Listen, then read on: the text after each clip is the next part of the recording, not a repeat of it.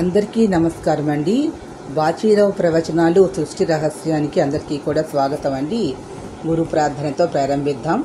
గురుర్బ్రహ్మ గురుర్విష్ణు గురుర్దేవో మహేశ్వరః గురు సాక్షాత్ పరబ్రహ్మ తస్మై శ్రీ గురువే నమః.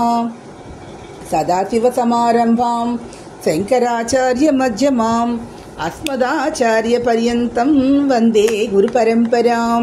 అస్య శ్రీ సూర్యవరప్రసాద శుక్లయజుర్వేదః మూలమంత్రః మూలగురుః యాజ్ఞవల్క్య ఋషిః కౌండిన్యముని కాన్వముని నమో నమస్తే.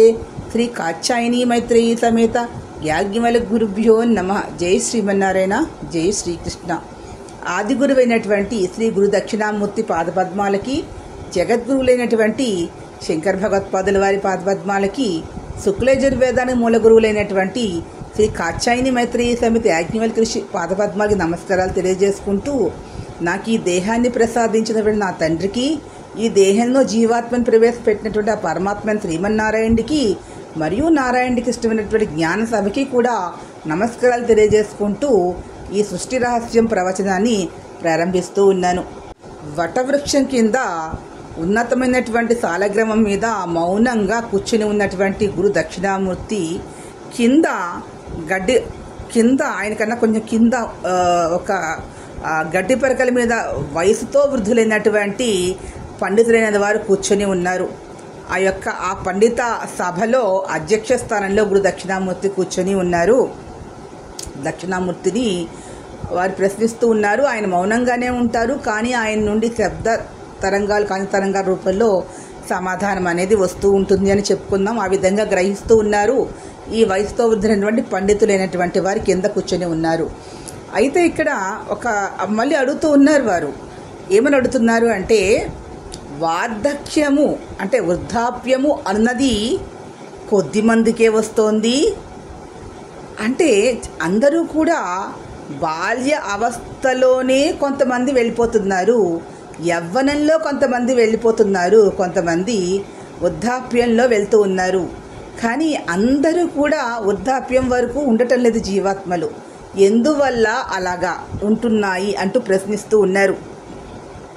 అదేవిధంగా కొన్ని వృక్షములు చిన్నగా ఉండగానే ఫలాలను, పుష్పాలను అందిస్తాయి. కొన్ని పెద్ద వృక్షములైనను కూడా ఎటువంటి ఫలాలు, పుష్పాలు అందివ్వవు. ఎందువలన అంటూ మళ్ళీ ప్రశ్నిస్తూ ఉన్నారు. అప్పుడు శంకర అయిన గురు దక్షిణామూర్తి చెప్తూ ఉన్నారట, ఆయన నుంచి వస్తుంది, మౌనంగానే ఉంటారు, ఆయన నుండి సమాధానం వస్తూ ఉంది. ఏమని వస్తుంది అంటే, జీవాత్మలు కొన్ని యవ్వనంలో, కొన్ని వృద్ధాప్యంలో, కొన్ని చిన్న బాల్యావస్థలో వెళ్ళిపోతూ ఉన్నాయి. అంటే ఆ జీవాత్మ గత జన్మలో ఎవరినో వేరొక జీవాత్మని యవ్వన అవస్థలో ఉండగానే వెళ్ళిపోయడానికి ఏదో ఒక ప్రయత్నము చేసి ఉంటుంది, లేదా ప్రయత్నాన్ని తనే చేసి ఉంటుంది. కాబట్టి తను ఎవరినైతే ఆ వయసులో శరీరము వదిలే విధంగా ప్రయత్నాలు అయితే చేసిందో, కొన్ని కర్మలైతే చేసిందో, దానికి ప్రతిఫలంగా మరియు ఈ జీవాత్మ అనేది ఆ దేహాన్ని వదిలి మరుజన్మలో వేరొక దేహాన్ని స్వీకరించి ఏ వయసులో అయితే వారిని ఇబ్బంది పెట్టిందో అదే వయసులో తిరిగి మళ్ళీ తను కూడా వెళ్ళిపోతోంది.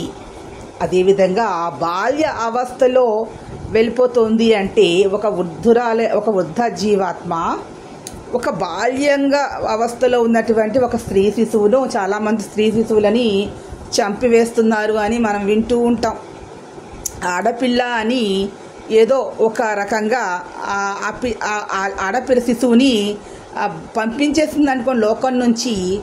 మళ్ళీ ఏమవుతుంది, ఆ యవ్వనంలో ఉన్న స్త్రీయో, వృద్ధాప్యంలో ఉన్న పురుషుడు, ఏదైనా కానీ పురుషుడైనా స్త్రీ అయినా ఏదో ఒక జీవాత్మ, మళ్ళీ జీవాత్మ ఈ జన్మలో దేహాన్ని వదిలేసి మళ్ళీ జన్మ తీసుకున్న తర్వాత తను కూడా అదే బాల్య అవస్థలో అదే ఏ శిశువునైతే, స్త్రీ శిశువునో పురుష శిశువునో ఏ రూపంలో శిశువుని చేసిందో తను తిరిగి అదే రూపాన్ని పొంది మరియు గతంలో తనని ఏ శిశువునైతే చిన్న శిశువుని పడి పంపించిందో అదే శిశువు మళ్ళీ జన్మించి అదే శిశువు ద్వారా ఈ వృద్ధ జీవాత్మ మళ్ళీ శిశువుగా చేరి అదే వయసులో మళ్ళీ ఈ చిన్న శిశువు వృద్ధులుగా మారి బయటికి పంపించి వేస్తుంది.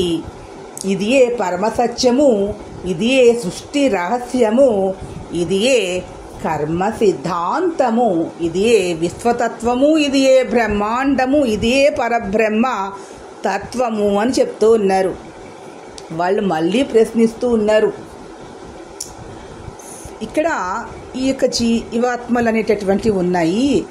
మరి ఈ జీవాత్మలన్నీ కూడా ఎక్కడికి వెళుతున్నాయి, ఏ లోకాలకి వెళుతున్నాయి అంటూ ఆ లోకాల యొక్క వివరణని చెప్పమని మళ్ళీ దక్షిణామూర్తిని ప్రశ్నిస్తూ ఉన్నారు. అప్పుడు చెప్తూ ఉన్నారు ఆయన, ఈ వైదిక ధర్మానుసారంగా వీరు కొన్ని క్రతువులు నిర్వర్తిస్తూ ఉన్నారు. ఈ క్రతువులు, యజ్ఞాలు, హోమాలు అనేవి ఎవరిని అంటే ప్రకృతికి శక్తిని కలిగించడం కోసం, ప్రకృతి ధర్మం గురించి అంటే ప్రకృతిని ధర్మాన్ని సక్రమంగా నిర్వర్తించడం కోసము మరియు ప్రకృతికి శక్తిని కలిగించడం కోసమని ఈ కార్యక్రమాల విధానాలు నిర్వర్తిస్తూ ఉన్నారు. ఇవన్నీ కూడా వైదిక ధర్మానుసారము చేస్తూ ఉన్నారు. కానీ ఇవి చేసినా చేయకపోయినా కూడా నీలో అంటే ఆ జీవాత్మ యొక్క అంతర్గత శక్తిలో ఉన్న ఆ జ్యోతి స్వరూపంతో ఉన్నటువంటి ఆ యొక్క వెలుగు ఏదైతే ప్రకాశవంతమైనది ఉంటుందో అది తేజస్సు అని పిలుస్తూ ఉంటారో, ఆ తేజస్సు అనేది ఆ పరబ్రహ్మాన్ని తెలుసుకున్న నాడు ఇటువంటి కర్మలు అనేటటువంటివి ఆచరించవలసినటువంటి అవసరం అనేది లేదు. ఇవన్నీ కూడా లౌకిక ప్రపంచంలో, పరమాత్మ సృష్టిలో లౌకిక ప్రపంచంలో చేయవలసినటువంటి విధానాలు. ఇవి కనుక లేకపోయినట్లయితే తమో గుణము కలిగినటువంటి వారు అధికముగా భూమి మీద ఈ యుగధర్మాన్ని అనుసరించి భూలోకంలో జన్మిస్తూ భూమికి భారమయ్యి మరియు దుష్టంగా అకృత్యములు అనేవి చేస్తూ ఉంటారు. పాపగ్రహ ప్రభావం వల్ల కొంతవారికి ఈ విధమైన దైవిక కార్యక్రమాలని, ప్రకృతి దేవతలని ఆరాధన, భక్తి, పూజా మార్గాల వైపు మళ్లించినట్లయితే కొంత సమయాన్నైనా వారు ఆ మార్గంలో ఉండడం వల్ల ఈ యొక్క తమో గుణము కలిగినటువంటి ఆలోచనలను చేయకుండా ఉంటారు. కాబట్టి కొంతవరకు ప్రకృతికి అనేది కొంత మేలు జరుగుతుంది. ఎవరైతే సత్వగుణము, శుద్ధ సాత్విక తత్వంతో ఉంటారో అటువంటి జీవాత్మలకు ఈ తమోగుణ ప్రధానమైనటువంటి జీవాత్మల వల్ల హాని కలగకుండా ఉంటుంది. కాబట్టి వారిలో ఉన్నటువంటి అరిషడ్వర్గాలని, పంచేంద్రియాలని కొంతవరకైనా అదుపు చేయడం కోసమని ఇటువంటి విధానాలన్నీ కూడా ప్రవేశపెట్టారు. ఇదియే పరమసత్యము, ఇదియే సృష్టి రహస్యము అని చెప్పారు. చెప్పిన తర్వాత ఈ బ్రహ్మాండము అనేది ఈ యొక్క అత్యున్నతమైనటువంటి స్థితి ఏది, ఎక్కడ ఉన్నది అని అడుగుతున్నారు. అంటే జీవాత్మలు ఎలా ప్రయాణిస్తున్నాయి అని చెప్తున్నారు. తేలికైనటువంటిది ఏదిగా ఉంటుందో బాగా తేలిగ్గా ఉన్నది త్వరగా అంటే చాలా తొందరగానే ఈ యొక్క భూమి మీద నుంచి ఆ యొక్క పరబ్రహ్మాండంలోకి ప్రవేశించగలుగుతుంది. అంటే ఆ పరబ్రహ్మ దగ్గరకి సమీపంగా ప్రవేశించాలి అంటే ముందర కింద భూలోకం ఉంది, ఆ భూలోకానికి పైన పితృలోకం ఉంటుంది, ఆ పితృలోకానికి కొంచెం పైన ఉన్నటువంటిది యక్షలోకము అంటారు. ఆ యక్షులు అంటే మానవలోకం, భూలోకము, పితృలోకము, ఆ పైన యక్షలోకము అంటారు. ఆ యక్షుల కన్నా పైన ఉన్నటువంటిది దేవతాలోకము, స్వర్గము. ఆ పైన ఉన్నటువంటిది విష్ణులోకము, శివలోకము, బ్రహ్మలోకము. ఆ పైన ఉన్నది పరబ్రహ్మ లోకము అంటున్నారు. ఎన్ని లోకాలు ఉన్నాయి? ఈ లోకాలన్నీ దాటుకుంటూ వెళ్ళాలి. అంటే భూలోకము నుండి ఇవన్నీ కూడా ఊర్ధ్వలోకాలు. కింద కూడా ఉన్నాయి. నాగలోకం ఉంటుంది, పాతాళ లోకం ఉంటుంది. అదేవిధంగా అసురులు ఉంటారు, కింద అసురులు ఉంటారు, అటు దానవులు ఉంటారు. ఇంకా మరి పరమదానవులు కూడా కింద లోకాల్లో ఉంటారు. ఇక్కడ చెప్తున్నారు, ఈ ఊర్ధ్వలోక సంచారములో ఏ జీవాత్మ ఏ లోకము నుండి వచ్చినదో ఆ లోకమునకు వెడుతుంది అంటారు. అంటే ఇక్కడ కొన్ని జీవాత్మలు శాక్తేయాన్ని, కొన్ని జీవాత్మలు వైష్ణవాన్ని, కొన్ని జీవాత్మలు శైవాన్ని, కొన్ని జీవాత్మలు పరబ్రహ్మాన్ని అంటే ఆకారము లేనటువంటి పరమాత్మని చేస్తూ ఉంటాయి. అంటే కొన్ని యక్షిని అంటే కొన్ని గురులోకము అని ఉంటుంది. అంటే గురువులను ఆరాధన చేస్తారు.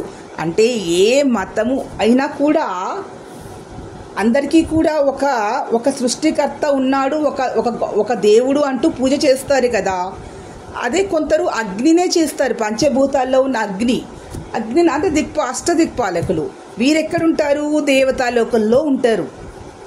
పేరు ఏదైనా కానీ, ఏ పేరుతో పిలిచినా కానీ ప్రకృతి స్వరూపము ఒకటే కదా.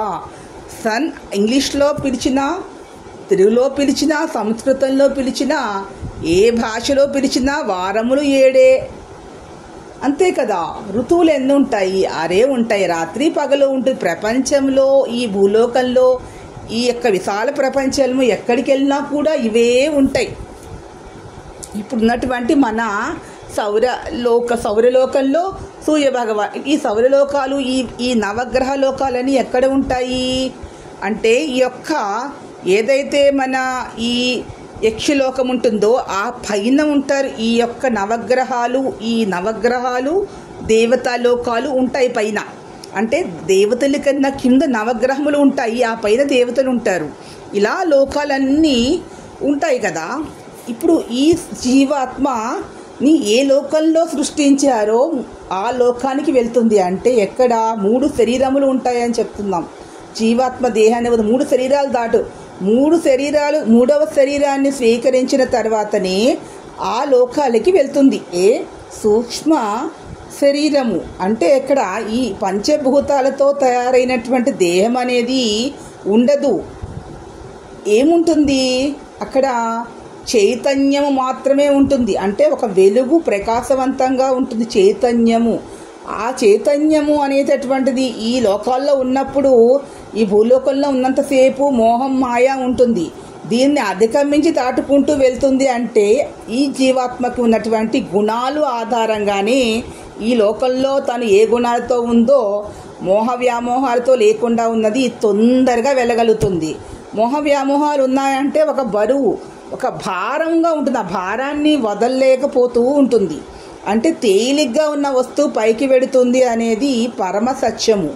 అదేవిధంగా దీని ఒక్కొక్క దేహము అనేటటువంటిది వడలిపోతూ ఉంటే చుట్టూ ఉన్నటువంటి ఒక్కొక్క ఆ యొక్క పొరలు మనకి వదిలేస్తూ ఉంటే ఈ పొరలన్నీ అంటే అజ్ఞానపు పొరలను దాటుకుంటూ వెళుతూ ప్రయాణిస్తూ అంతిమంగా తన గమ్యస్థానమైన ఆ పరబ్రహ్మానికి చేరుకుంటుంది.